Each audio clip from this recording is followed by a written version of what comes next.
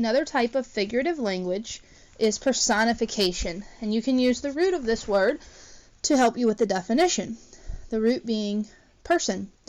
Personification is giving human qualities, like actions, feelings, or thoughts, to non-human objects. So basically you're taking something that's not a human and you're saying it can do or feel or say things that only humans can do. So the leaves danced in the wind. What is dancing in this sentence? The leaves. So the leaves are being personified. They're being made to seem like a person even though they're not.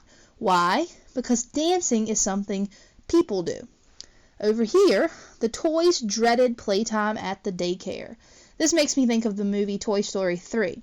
The toys dreaded playtime. They did not like it when the kids came in from recess to play with them because they didn't treat them nicely.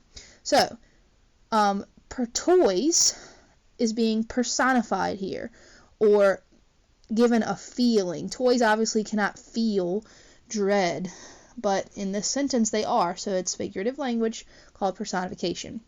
So what you're doing on your first page of personification this week is you are trying to circle the object that is being personified.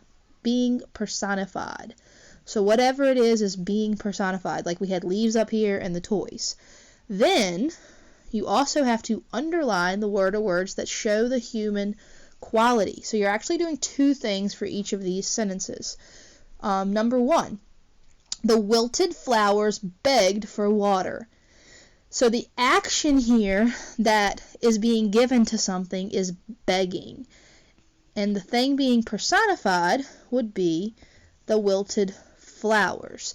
Obviously, flowers cannot beg for water, but it does give us a good idea in our heads of what the flowers probably looked like if they were being or begging for water. So that is personification. The next, the nail waited in fear for the next blow.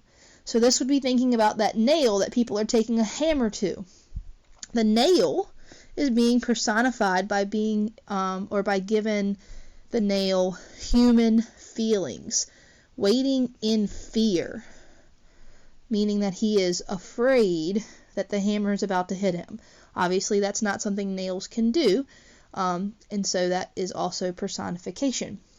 Next, the tired old shoes wanted only to rest in the closet.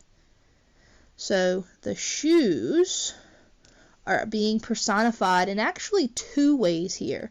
One, we're expressing that the shoes are tired, and tired is a human feeling.